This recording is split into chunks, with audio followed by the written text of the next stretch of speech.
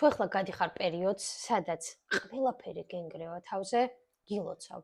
არ გაგიკვირდეს და იცოდე, რომ ახლა მთელი ვიდეოს განმავლობაში ვეცდები ავხსნა, რატომ ხდება ეს ყველაფერი და დაგანახო აი ეს შენი თითქოს ძალიან რთული რეალობა საერთოდ სხვა პერსპექტივიდან.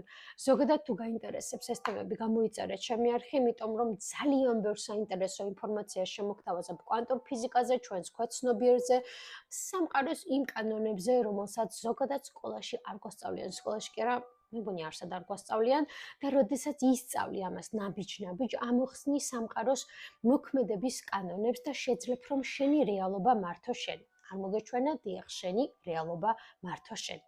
მოდი დავიწყოთ მანიფესტაციიდან და ვთქვათ რა არის მანიფესტაცია. მანიფესტაცია ზოგადად, აი ახლა რასაც ხედავ, მეც შენი მანიფესტაცია ვარ. შენს ცხოვრებაში რაც კი ხდება, ყველაფერი არის მანიფესტირებული შენი ქვეცნობიერიდან. ეს ჩვენი ქვეცნობიერი მოკლედ ვიტყვი და ამ თემაზე კიდევ უფრო ვრცელი ვიდეო მექნება შემდეგ კვირაში, არ გამოგრჩეს. თეტა მდგომარეობაში ჩვენი ტვინი როცა არის თეტა სიხშირეზე, ყველა იმ გარედან მოსულ ინფორმაციას აბსოლუტურ ჭეშმარიტებად იმახსოვრებს და ხდება ეს ჩვენი რწმუნებულებები. 12 წლამდე შემდეგ ალფა მდგომარეობაში გადადის ჩვენი ტვინი, აქაც ყველანაირი განსჯის და კრიტიკის გარეშე ჯერ არ გვაქვს კრიტიკული აზროვნება, ვიჯერებთ იმ ყველაფერს, რასაც გვეუბნებიან. შესაბამისად, ალბათ ხვდები, რომ აი ამასაკის განმავლობაში, რაც კი გაგიგია, რაც კი უთქვამთ, თუ შეუქიხარ, თუ პირიქით შენიშვნა მოუციათ, თუ დაგიფიქსირებია, რომ არ ვიცი, 10-იანს რო იღებ, გაქებენ, 10-იანს როცა არ იღებ, აღარ გაქებენ ხა, ეს ყველაფერი არის შენ რწმუნებულებათა სისტემაში. ხოლო როდესაც გვინდა რომ შევცვალოთ ეს ყველაფერი, აი ჩათვალე ხვალ სარკეში რომ იყურებოდე და რომ ეუბნებოდე შეიცვალე. ფიზიკურად ვერ შეიცვლება, ხომ? იმიტომ რომ მატერიალურ სამყაროში უკვე არსებული შენი ქვეცნობიერის პროექცია ასე არ შეიცვლება. ამიტომ არ ვეთანხმები ხოლმე ეს, რომ იფიქრე პოზიტიურად და აფირმაციები გავაკეთე და ყველაფერი შეიცვლება. არა, ჩემო საყოლებო, ასე არ ხდება. ქვეცნობიერს უნდა მუშაობა, ჭირდება მას ზემოთ ამოტანა, გაცნობიერება, პირველ რიგში აღიარება, რომ დიახ, ასეთი ვარ, ამას ასე ვაკეთებ, ამას ასე ვაკეთებ და შემდეგ ამ ყველაფერს დამუშავება.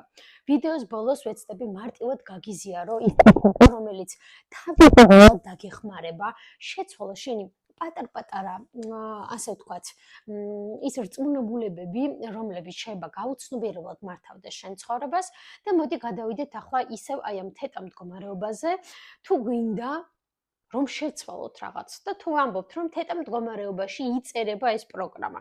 ანუ ლოგიკურია, რომ უნდა დავბრუნდეთ თეტა მდგომარეობაში და ამავე მდგომარეობაში მოხდეს ამის, ასე ვთქვათ, წაშლა და ახლით ჩანაცვლება.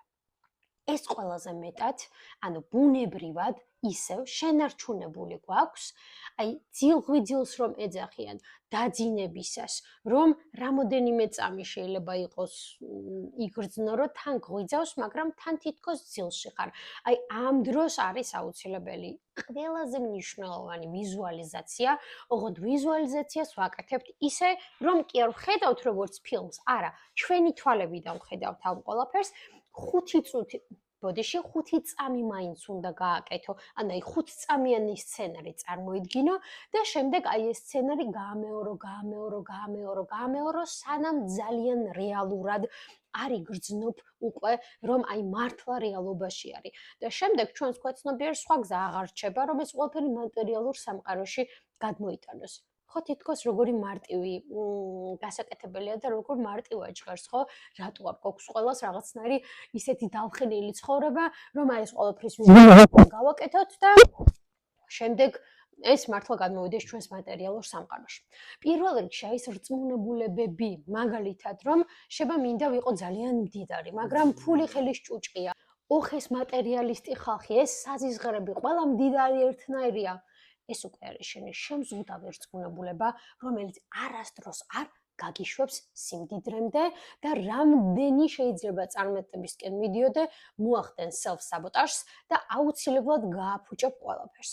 ზუსტად იგივენაირად მოქმედებს ურთიერთობებზე, შეიძლება ძალიანაც გინდოდეს სიყვარული, გაცნობიერებულად ამ ყველაფერს აკეთებდე, მაგრამ ქვეცნობიერად უკვე გამზადებული იყოს შენი პროგრამა, რომ აუცილებლად მიმატოვებენ, ან მე ერთგული ვერ დავრჩები. მოკლედ ის რწმუნებულება, რაც ოდესღაც შენში ჩაიწერა. მოდი ახლა დავუბრუნდეთ თავდაპირველ ინფორმაციას, რაც ვთქვი, რომ თუ ახლა ყველაფერი ცუდად არის გილოცავ. რა ხდება ამ დროს? სამყარო აუცილებლად გამოგიგზავნის ტესტებს და რა არის ეს ტესტები? მაგალითად, ჩათვალე, რომ სამყარო არის შენი მშობელი და შენეუნები. ძალიან მინდა ველოსიპედი. ხო გითხავს, იცით და მანამდე არ გეყოლება ეს ველოსიპედი, სანამ აი ამ წაქცევების გარეშე არ გაართმევ გავლას თავს, ხო? ანუ კი, შემიძლია ვატარო, შემიძლია რომ ყავდეს და აუცილებლად შემდეგ გიყიდის ამ ველოსიპედს.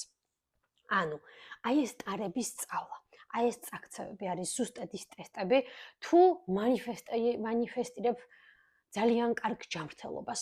მატრიცა აუცილებლად და ის რაღაცა როგორ დავოძახოთ, წურბელასავით მავნებელი ენერგიები ეცდებიან, რომ ყველაფერი ახლა დაგემართოს. ძალიან ცუდად გახდე, ფიზიკურად ძალიან ცუდად იყო, რომ გონებამ გაამართლოს, რომ არა, მე ვერ შევძლებ და ამას თავს ვერ დავაღწევ, აი, რაც უფრო მეტად მინდა, მით უფრო მეტად ესე იგი რაღაცა ცუდი მემართება და 1000 რაღაცას მოიგონებს ჩვენი ინტელექტი, ასე ვთქვათ, ლოგიკური აზროვნება, რომ გაამართლოს ის, რომ ძველ ნაცნობ ტკივილში დარჩეს. ან მაგალითად, როდესაც გინდა ბევრი ფული, მაგრამ უცბად ისეთი კრიზისი წამოვიდა, შედიხარ საბანკო ანგარიშზე და შეება 0 თეთრი გქონდეს, შეიძლება 20 ლარით იყო ერთი თვის განმავლობაში, არ აქვს მნიშვნელობა. უბრალოდ იცოდე, რომ ყოველი შენი მანიფესტაციის წინ აუცილებლად წამოვა გამოწვევები და შეგამოწმებს აუცილებლად სამყარო და ეს კვანტური ველი, რომელშიც არის ულევი შესაძლებლობებს უბრალოდ ჩათვალეთ, რომ უძიროა. ანუ საზღვარი არ აქვს. ერთადერთი საზღვარი არის აქ და ამასაც აწესებს შენი იმ ლიმიტირებული რწმუნებულებებით, რაც ოდესღაც ჩაგინერგეს. ანუ შენ ხარ რეალურად ადამიანი, რომელიც არის ღვთის ნაწილი და ეს ღვთის ნაწილი ხატად თვისა, ხო? შექმნილი არის და რას გეუბნება? ანუ შენ ხარ ადამიანი, რომელიც დედამიწაზე არის ღმერთი და შეუძლია შექმნას ყველაფერი. ანუ დედამიწაზე შემოქმედი ხარ შენ. უბრალოდ მეორე ამბავია. გააქვს რწმენა, როდესაც თესლი ჩაყრელია, მაგრამ ნაყოფი არ ჩანს. ბოლომდე გწამდეს, როდესაც ჯანმრთელობა ითხოვა და ძალიან ცუდად ხარ.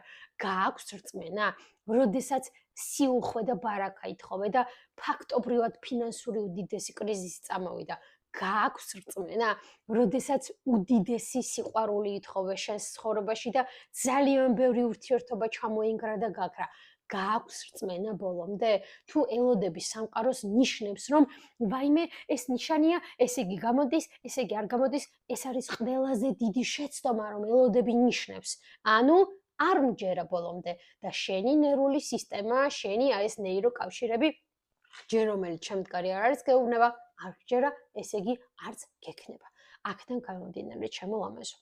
იცოდე, რომ თუ ახლა ძალიან დიდ გამოწვევებს გადიხარ, ეს არის შენი სატესტო პერიოდი, რაც შეგიძლია მეტი დრო დაუთმე საკუთარ თავზე მუშაობას, თუ გაინტერესებს როგორ ხდება ინტეგრირება და ამ შემსხვილ დარწმუნებულებებზე მუშაობა მომწერე პირადში, WhatsApp-ის ნომერს ტოვებ ხოლმე ქვემოთ და დაგეხმარები ეს გზა, რომ ლამაზად და შედარებით მარტივად გაიარო და არ დაგავიწყდეს გამოიწერო ეს არხი. ისეთ ინფორმაციას მოგაწვდე ხოლმე, რომელზეც ფაქტობრივად არავინ არ საუბრობს და სამწუხაროდ ამას არც ერთ სასწავლო დაწესებულებაში არ გვასწავლიან და რეალურად ეს არის ერთ-ერთი, თუ არა ერთადერთი რამ, რისი ცოდნაც გვჭირდება.